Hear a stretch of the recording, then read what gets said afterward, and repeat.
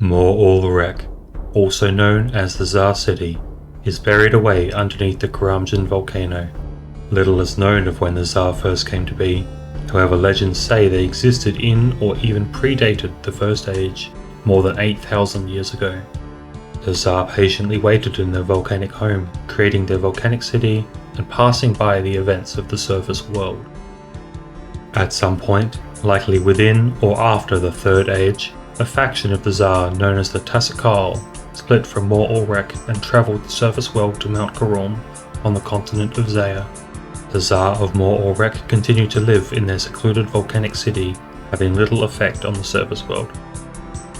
With bodies of magma and obsidian and strength beyond most other races, the TzHaar are strangely peaceful and wary of others. Born out of eggs, the TzHaar lower these eggs into a lava pool filled with the memories of their ancestors. The results are a wise race with much of their past knowledge.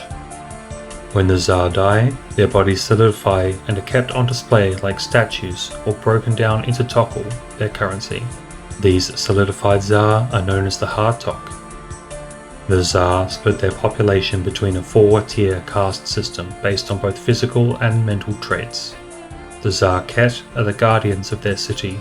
They are powerful warriors who defend Mor Ul Rek with their obsidian weaponry. The TzHaar are the city's agile hunters. They wield ranged weapons and smaller obsidian weaponry. The TzHaar are the wiser class of TzHaar. They have magical abilities and are considered to be the leading class. Finally are the TzHaar. These TzHaar are the craftspeople and smiths. They work with the many gems and ores found within the city. The TzHaar, in an effort to regain more of their ancestors' memories, placed their eggs deeper and deeper in their lava pool. This experiment went wrong, however, creating the first of the TzHaar, feared monsters with similar attributes to the TzHaar. These creatures fought each other for dominance until the fearsome TzHaar grew more powerful than all others and took control. The TzHaar fear that these TzHaar will one day escape the area now known as the Inferno and rampage across the surface world.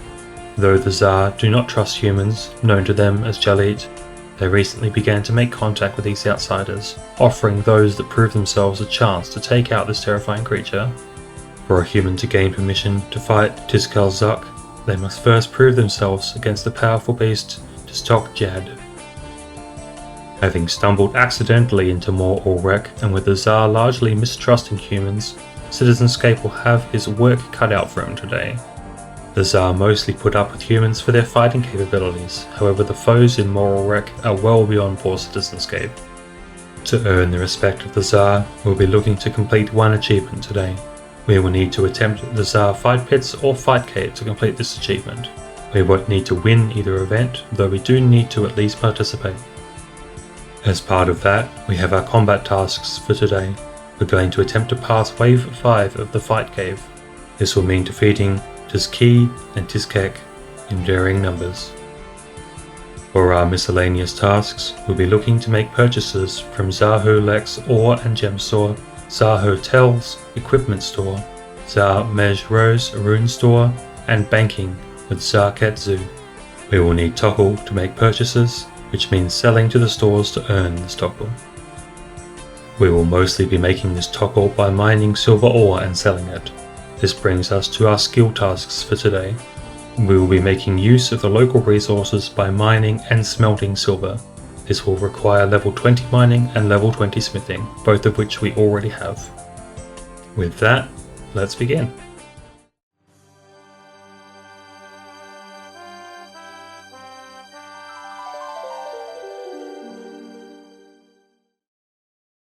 As we pass through the tunnel into Mor Ul Rek, Citizenscape finds himself surrounded by strange creatures of rock and magma.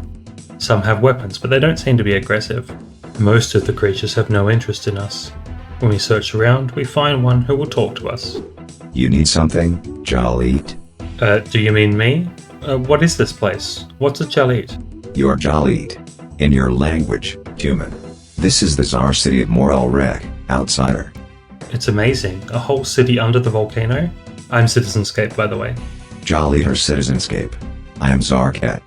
I think I'm starting to get it. You name people by species before name, so you are Ket of the TzHaar, right? What did you mean when you said her before Citizenscape, though? In your language, we name others by species, then class, then name. I am cat as I am a guardian. Her is our word for builder and crafter. You are crafter, are you not? Do you think so? Would you mind telling that to a certain group of craftspeople for me? Ha, you're funny, Jalit. So, if you're a guardian, what are you guarding? These are secrets kept from Jalit. Beyond me is the inner city, but you will not know more than that. You are not trusted to pass. Oh, okay. What about the rest of the city? Is that okay? That is acceptable, Jalit. You may explore elsewhere. With the Guardian's blessing, we can check the place out a bit. We find a shop filled with TzHaar weapons. They're made of obsidian and look very interesting. When we ask for a price though, we're told that we need to pay in Tokkul. Hello, me again. I was told that I need to pay Tokkul to buy anything here. Where can I exchange my gold for Tokkul? Your gold is useless to us. Soft and melty coins. We will not take it. Oh, so how might I get Tokkul? If you sell your goods, we will pay in Tokkul. I see. Thank you again. We check out the other stores in this part of the city. There's a shop that sells ores and gems, and a shop that sells runes. We don't have a massive supply of runes to sell, and we don't really have many ores in the bank either. As we explore around, we find the TzHaar version of a furnace. It's a section of shaped rock built into the magma flow. It'll be interesting to try to use these later. We do manage to find some ores, namely silver and gold. We can mine silver, but we don't have a pickaxe. Luckily, we find a bank down here so we can put away our other tools. We get the pickaxe out and get to mining. I'm not sure how much Tokkul we can get for each silver ore, so we're going to mine an inventory full and sell it to get a start. There are only 3 rocks, so it takes a bit of time. We do manage to get level 35 mining on our way though. And with that ore, we have a full inventory. We go over to the ore trader to sell them, and they give us 196 Tokkul for the lot. I'm not really sure if that's a good exchange rate. While we're here, we can buy an uncut sapphire from this store for 37 of our new Tokkul. In the rune store, chaos runes are 45 Tokkul each. We can afford 3 of them before we're down to only 24 Tokkul. The final store in this part of the city is the weapon store, run by TzHaar Tel. The cheapest thing in there was the Tox Zil Ul, a kind of sharpened throwing disc. These frisbee of death are 375 Tokkul each however. That's going to be a lot of silver. Everything else in the store was far too expensive, costing tens of thousands of Tokkul. While we're near the mine, we're going to mine another silver to smelt in the lava forge. It doesn't seem to be too different from a furnace.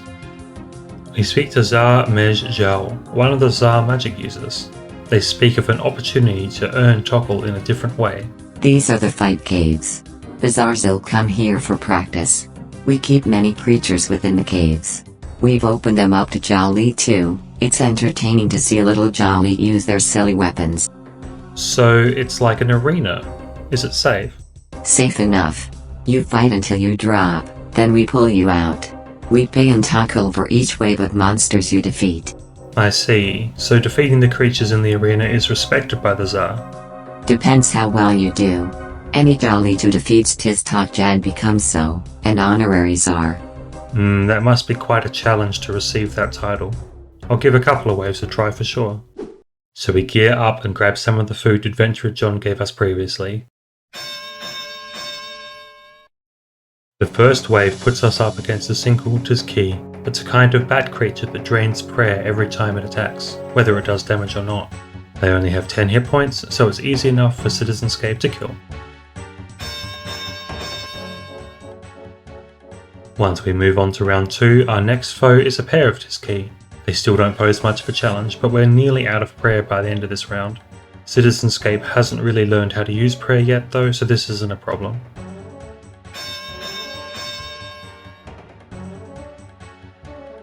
Wave 3 puts us up against a single TzHaar. They're far higher level than the TzHaar and Citizenscape. Whenever we strike it, damage is recoiled back on us. It has more hit points and forces us to eat some of our food. When we take it down, it splits into 2 smaller forms of itself.